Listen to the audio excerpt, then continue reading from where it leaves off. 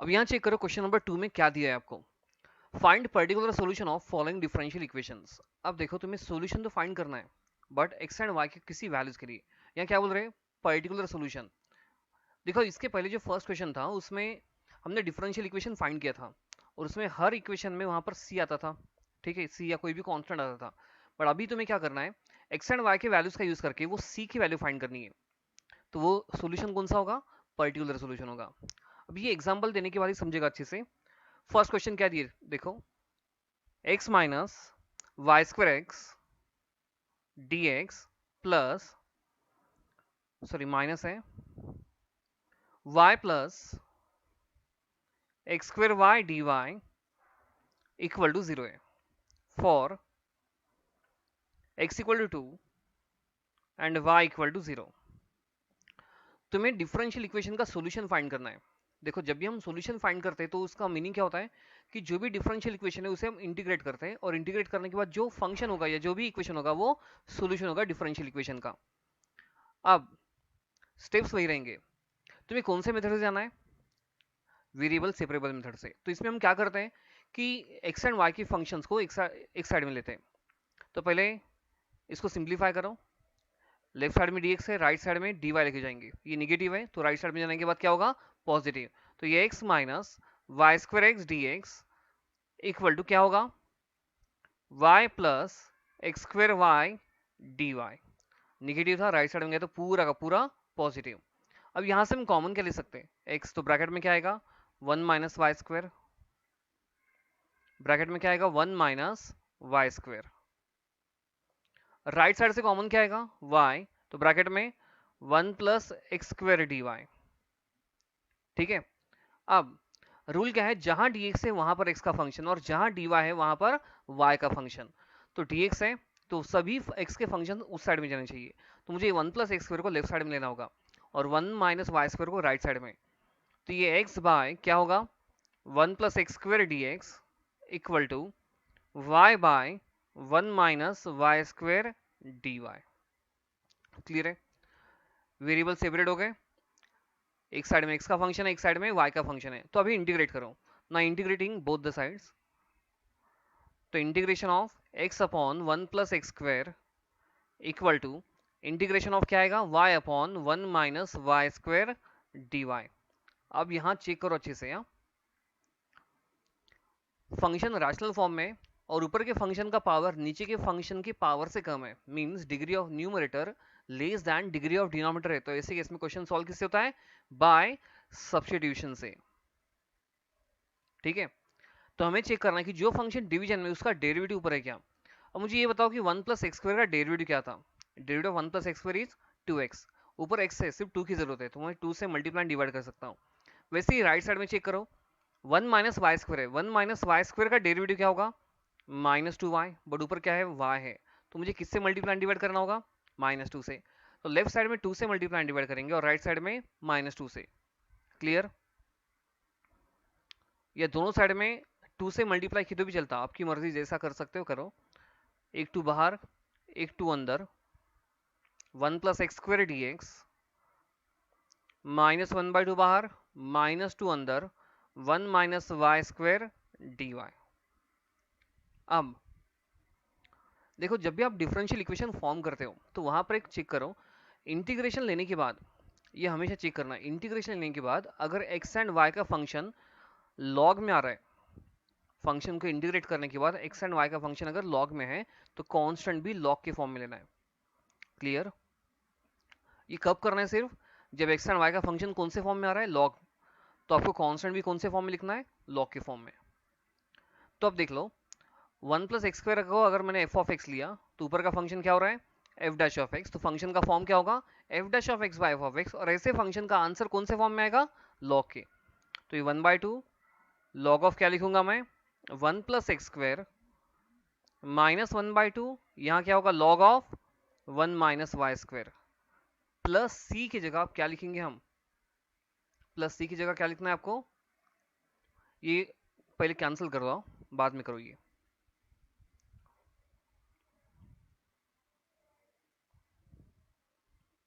ठीक है, ये कैंसिल किया मैंने, लॉग सी। देखो अभी यहाँ पर सी तो आना, जब भी हम इंटीग्रेट करते हैं फंक्शन को तो हम क्या करते हैं, प्लस सी यूज करते हैं। अब प्लस सी का मीनिंग क्या है, कोई भी कांस्टेंट, वो कांस्टेंट कोई नंबर हो सकता है, ठीक है, या कोई वेरिएबल हो सकता है, या कोई लॉग। जैसे अगर मैंने लॉग फाइव लिखा तो लॉग फाइव एक कांस्टेंट है क्योंकि इसमें वेरिएबल नहीं है, तो सी कुछ भी हो सकता है। तो जब दोनों फंक्शन का आंसर लॉग में आए तो आपको सी भी किसके साथ लिखना है, लॉग में, ठीक है। तो अभी इसको लेफ्ट साइड में लेके जाओ, ये नेगेटिव है, लेफ्ट साइड में गया तो क्या होगा, पॉजिटिव। तो ये log of 1 plus x square plus log of 1 minus Y square equal to log C. आगे देखो, अब जब भी लॉग्स में एडिशन तो उनके फंक्शंस में क्या होता, मल्टीप्लिकेशन। तो लॉग ऑफ क्या लिख सकते हो आप, 1 plus x square into 1 minus Y square equal to log c. दोनों साइड का लॉग कैंसिल हुआ तो क्या आएगा, 1 plus x square into 1 minus Y square equal to c. ये फाइनल आंसर है, क्लियर है। तो यही इस डिफरेंशियल इक्वेशन का सॉल्यूशन, समझ में आ गया ये। बट आपको कौन सा सॉल्यूशन फाइंड करना है, आपको पर्टिकुलर सॉल्यूशन फाइंड करना, मतलब यहाँ आपको जो सी पता नहीं है, यहाँ सी कांस्टेंट है ना, तो ये सी की वैल्यू आपको फाइंड करनी है। सी की वैल्यू फाइंड कैसे करनी है, आपको ऊपर क्या दिया है, आपको सी की value x equal to 2 and y equal to 0 के लिए फाइंड करनी है। तो चेक करो कि अगर x की जगह 2 और y की जगह 0 रखा तो c कितना आएगा। तो व्हेन, इसे हम बोलते हैं जनरल सॉल्यूशन। हाँ, इसे हम क्या बोलते हैं, general solution. When x equal to 2 and y equal to 0, क्या आएगा चेक करो यहाँ पर, 1 प्लस 2 का square 1 minus 0 equal to c. तो 1 प्लस 2 का स्क्वायर मतलब 5, 5 इंटू 1 इज 5, तो सी की वैल्यू कितनी आ रही है, 5। तो अभी यहाँ जनरल सॉल्यूशन में सी की जगह 5 रखो, तो पर्टिकुलर सॉल्यूशन क्या होगा, तो particular solution is 1 plus x square 1 minus Y square equal to 5। अब देखो यहाँ पर आपने सी लिखा तो भी चलता, यहाँ जो हमने log सी लिखा था ना वो सी लिखा तो भी चलता, बट जब आपको पर्टिकुलर सॉल्यूशन फाइंड करना है तो वहां पर ये log लिखना जरूरी है, अदरवाइज आपका आंसर 5 की जगह कोई दूसरा नंबर आ जाएगा, क्लियर है। Then next question number 2, second question, question number 2 check करो, x plus 1 into d y by d x minus 1 equal to 2 e raise to minus 5। ये पूरी टर्म कांस्टेंट है, ठीक है। तो कांस्टेंट किसी भी साइड में रहे, x के या y के, उससे फर्क नहीं पड़ता। अब पहले काम क्या करना है कि यहाँ dy एंड dx को सेपरेट करना है, एक साइड में dy होगा और एक साइड में dx। अब यहाँ dy की टर्म ऊपर है तो dx कहाँ जाना चाहिए, राइट साइड में। तो उसके पहले आपको क्या करना होगा, इस माइनस उनको राइट साइड में लेना होगा, ठीक है। तो ये x plus 1 dy by d x equal to 2 e raise to minus 5 plus 1। देखो इस टर्म से डरने की जरूरत नहीं है, पूरा का पूरा कांस्टेंट है। अब ये x plus 1 d y d x right side में लो, 2 e raise to minus 5 plus 1 into d x. अब डी वाई एक साइड में आ गया, डी एक्स एक साइड में। उसके बाद हम क्या करते हैं कि जिस साइड में डी वाई है उस साइड में y का फंक्शन, और जिस साइड में डी एक्स है उस साइड में x का फंक्शन। तो डी वाई के साइड में x प्लस 1 है तो x प्लस 1 कहाँ जाना चाहिए, डी एक्स के साइड में। तो ये d y equal to 2 e raise to minus 5 plus 1 upon x plus 1 d x हो गई सेपरेट। इससे कुछ लेना देना नहीं है क्योंकि पूरा का पूरा कांस्टेंट है। अब जैसे ये सेपरेट हो गए आपको क्या करना है, फंक्शन को इंटीग्रेट करना है। तो integration of 1 d y equal to, ये पूरा कांस्टेंट है इसे इंटीग्रल के बाहर रखो, 2 e raise to minus 5 plus 1 integration of 1 upon x plus 1 d x. ये क्लियर। अब 1 का इंटीग्रेशन क्या था, हम क्या लिखते हैं, integration of 1 is what, x plus c. But ये कब लिखते हैं, जब फंक्शन इंटीग्रेट हो रहा है with respect to x. But यहाँ पर फंक्शन इंटीग्रेट हो रहा है विथ रिस्पेक्ट टू वाई, तो यहाँ क्या लिखना होगा मुझे, वाई प्लस सी एंड में लिखेंगे हम, इक्वल टू ये पूरा का पूरा constant 2 e raise to minus 5 plus 1 1/x+1, 1 के नीचे लीनियर फंक्शन है, तो जब भी 1 बाय लीनियर फंक्शन होगा आंसर कौन से फॉर्म में आएगा? लॉग के। तो log of x+1 plus c. Clear है ये? अब ये हो गया जनरल सॉल्यूशन। हमें c की वैल्यू फाइंड करनी है, बट ये c की वैल्यू फाइंड करने के लिए x एंड y की वैल्यूज मैंने लिखी नहीं शायद से। when x equal to 1 and y equal to 0, when x equal to 1 and y equal to 0, अगर मैं y की जगह 0 रखूं और x की जगह 1 रखूं, मेरे ख्याल से ये टर्म अगर लेफ्ट साइड में रही तो बेटर रहेगा।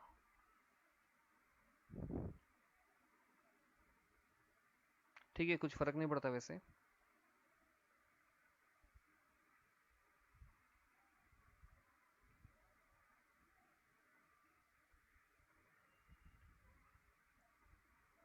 हाँ, तो ये 2e−5 प्लस 1 log 2 प्लस सी, ये पूरी की पूरी टर्म इधर जाएगी, तो ये 2e−5 negative plus 1 log 2 equal to C.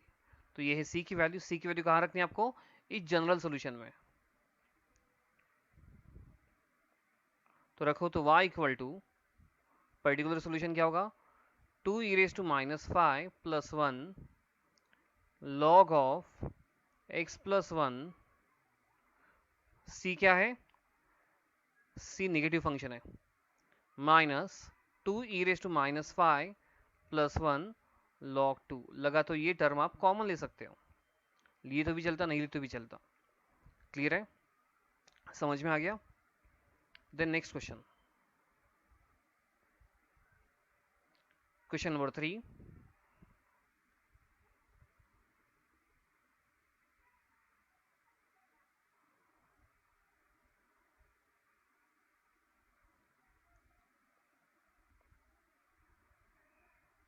y into 1 plus log x,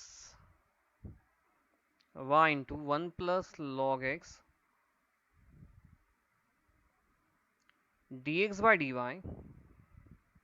minus x log x equal to 0 when x equal to e and y equal to e square। देखो, x equal to ई और y equal to e का square, इसका मतलब ये है कि answer log में आना है, फिक्स है, तभी ऐसा कुछ देते वो। देखो, पहले क्या करना है, dx एंड dy एक साइड में, तो ये नेगेटिव है, राइट साइड में गया तो पॉजिटिव होगा, तो ये y into 1 plus log x dx by dy equal to x log x।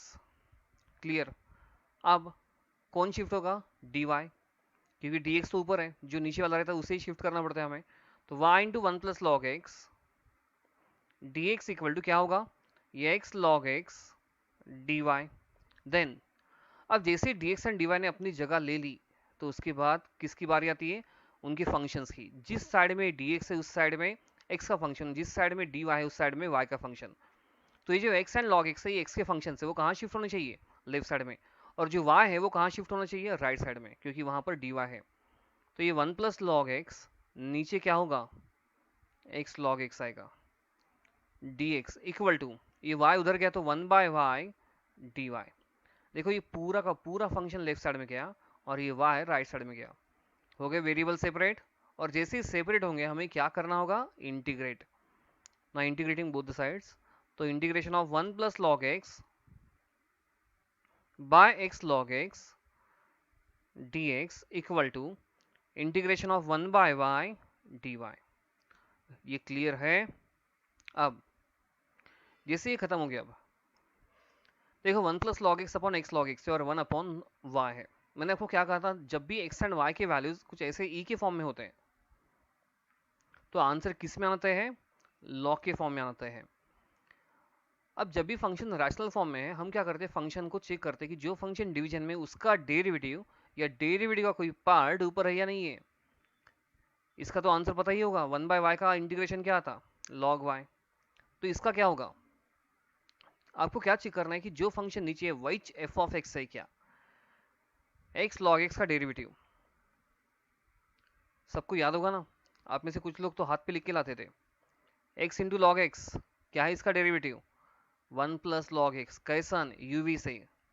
x into derivative of log x is 1 by x plus log x into derivative of x is 1, ये cancel, तो 1 plus log x. इसका meaning क्या है कि जो function नीचे उसका derivative ऊपर, मीन्स ऊपर का function F dash of x और नीचे का फंक्शन एफ ऑफ एक्स। तो ऐसे केस में आंसर कौन से फॉर्म में? लॉग के फॉर्म में। तो आंसर क्या होगा? Log of F of x is what? X log x. First function का आंसर लॉग में आया। 1 बाय वाई का इंटीग्रेशन लॉग वाई, सेकंड का भी आंसर लॉग में आया। तो कांस्टेंट भी क्या लिखूंगा मैं? प्लस सी के जगह प्लस लॉग सी। फंक्शन को इंटीग्रेट करने के बाद हमें सी लिखना तो compulsory, c means constant, but functions अगर लॉग में आ रहे तो कांस्टेंट भी किस में लिखना है आपको? लॉग में। क्लियर? तो log of x log x, log में एडिशन, तो फंक्शंस में मल्टीप्लिकेशन, तो log of y c, log log cancel होगा दोनों साइड का, तो x log x equal to y into c. ये हो गया जनरल सोल्यूशन। इस सोल्यूशन को हम क्या बोलते हैं? जनरल, जिसमें आर्बिट्ररी कांस्टेंट होता है। क्लियर? अब एक्स एंड वाई की जगह क्या रखना है? एक्स की जगह ई और वाई की जगह ई का स्क्वायर। तो when x equal to e, y equal to e का स्क्वायर, तो क्या होगा? e into log e equal to e the square into c. Log e की वैल्यू क्या होती है? 1, तो ये एक ही कैंसिल होगा। लॉग ई की वैल्यू 1, ई इंटू सी, तो सी इक्वल टू वॉट? 1 बाई ई। तो सी की वैल्यू जनरल सोल्यूशन में रख दो, तो पर्टिकुलर सोल्यूशन क्या होगा? Therefore particular solution is x log x equal to y into 1 by e. खत्म आंसर। क्लियर है? इसमें कोनो प्रॉब्लम है? इजी क्वेश्चन से पूरे के पूरे यार। नेक्स्ट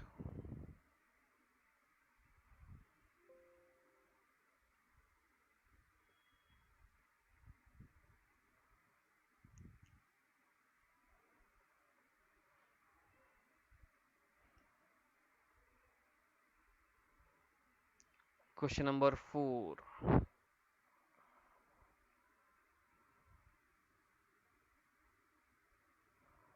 थोड़ा अजीबोगरीब क्वेश्चन है ये। Question number 4, dy by dx equal to 4x plus y plus 1 when y equal to 1 and x equal to 0। देखो अभी लिखो मत मेरे साथ, हाँ, क्योंकि गलत हो सकता। पहला काम क्या है कि dx एंड dy को अपनी जगह पे रखो, मतलब जो नीचे उसको ऊपर लेके आओ। तो dy अगर इधर लिया तो dx उस साइड में जाएगा, तो ये 4x y प्लस 1 dx। अब चेक करो, ये जो ब्रैकेट है ये पूरा ब्रैकेट dx के मल्टीप्लिकेशन में है। तो मैं ब्रैकेट में से किसी एक पार्ट को अलग, यहाँ से अलग नहीं कर सकता। मतलब अगर मुझे यहाँ से y को लेके जाना है उधर, तो मैं y को नहीं लेके जा सकता। क्यों? क्योंकि इसके साथ मल्टीप्लिकेशन में कौन है? dx है। तो जैसे ही y उधर शिफ्ट होगा तो उसके साथ कौन आएगा? dx आएगा। मतलब इस केस में वेरिएबल सेपरेट कर सकते कि हम? चेक करो, जितनी कोशिश करनी कर सकते हो आप।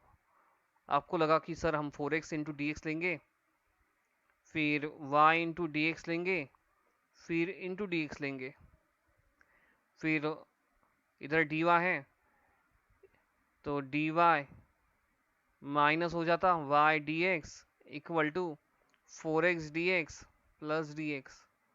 कुछ हो रहा क्या सेपरेट? क्वेश्चन में आंसर, क्वेश्चन सॉल्व करते समय डी एक्स और डी वाई की सिंगल टर्म चाहिए, या तो इतना भयंकर आ गया। तो ये डायरेक्ट सॉल्व होने जैसा क्वेश्चन है क्या? नहीं है। तो जब भी क्वेश्चन डायरेक्ट सॉल्व नहीं होता है तो हमें सॉल्व करने के लिए किसी दूसरे मेथड का यूज करना पड़ता है। तो अभी वो दूसरी मेथड कौन सी है? दूसरी मेथड है सब्स्टिट्यूशन। जब भी क्वेश्चन सीधा सॉल्व ना हो तो उस केस में हम क्या करते हैं? सब्स्टिट्यूशन मेथड यूज करते हैं। तो सब्स्टिट्यूट किसे करना है? उस पूरे के पूरे फंक्शन को सब्स्टिट्यूट करो। कौन सा? जो उस जिस वेरिएबल्स को हम अलग नहीं कर सकते वो पूरा फंक्शन, मतलब 4x प्लस वाई प्लस 1, ये पूरे को शिफ्ट कर दो। तो देखो आप, ये dy बाई डी को तो हम एज इट इज रखेंगे, ये 4x plus y plus 1, put 4x plus y plus 1 equal to कोई भी वेरिएबल हो तुम्हारी मर्जी से, क्या लेंगे हम, u। फंक्शन को डिफरेंशिएट करना है विथ रिस्पेक्ट टू x। हाँ, फंक्शन को डिफरेंशिएट कैसे करना है with respect to x। Now differentiating with respect to x।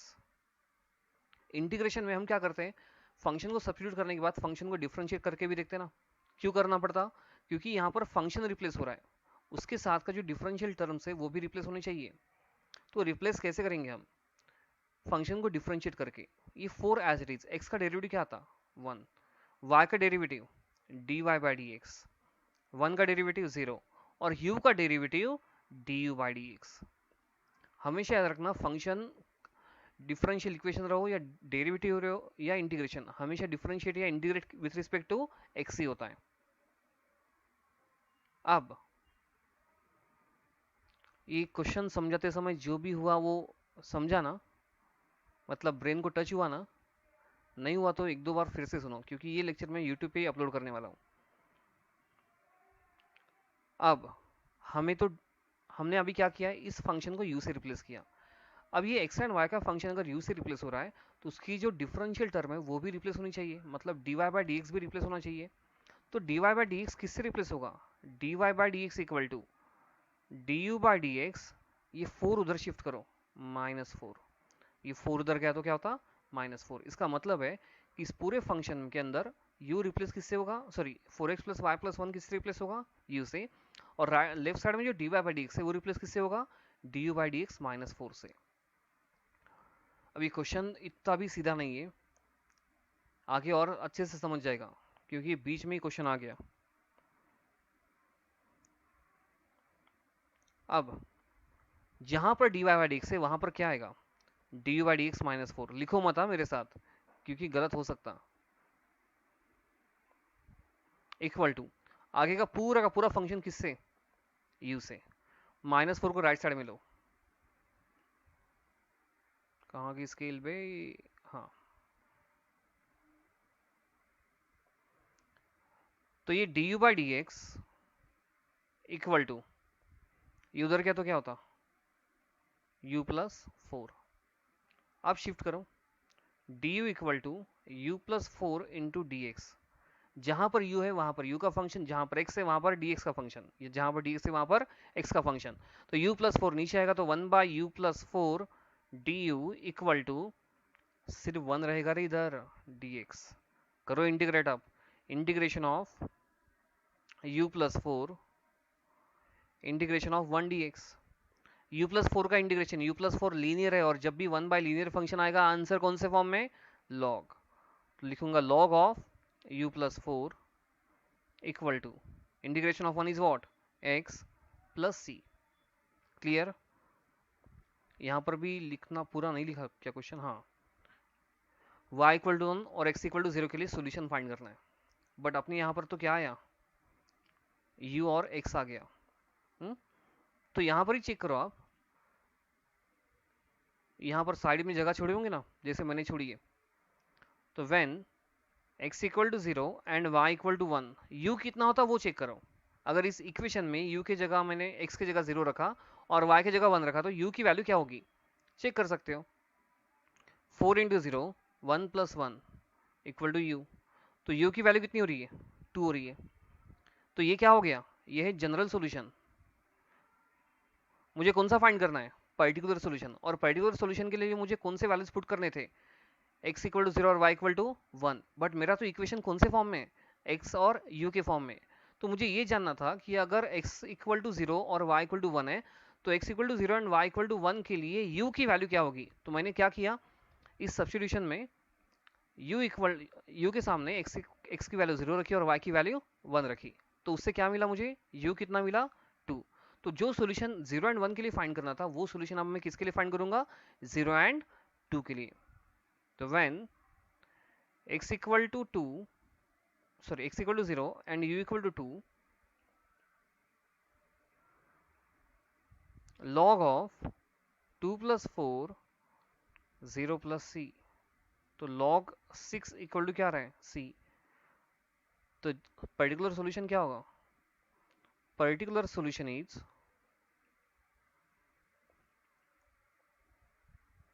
Particular solution क्या होगा, कहाँ गया रही जनरल अपना, log of u plus 4 x plus log 6।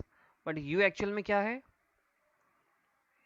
u के एक्चुअल में 4x प्लस वाई प्लस 1, तो रख दो यहाँ पर, यहाँ रख दो। तो log of 4x plus y plus 1 plus 4 equal to x plus log 6। अब 1 प्लस 4 एज इट इज मत रखो, इसको ऐड करो अगर पॉसिबल है तो फाइनली आंसर क्या आएगा, log of 4x plus y plus 5 equal to x plus log 6। Clear है, समझ में आ गया। ये क्वेश्चन थोड़ा हटके था, क्वेश्चन में अगर किसी भी स्टेप में डाउट है तो बोलो मुझे। हाँ, तो यहाँ पर ये एक्सरसाइज कंप्लीट हो गई, बाकी हम नेक्स्ट सेशन में कंटिन्यू करेंगे।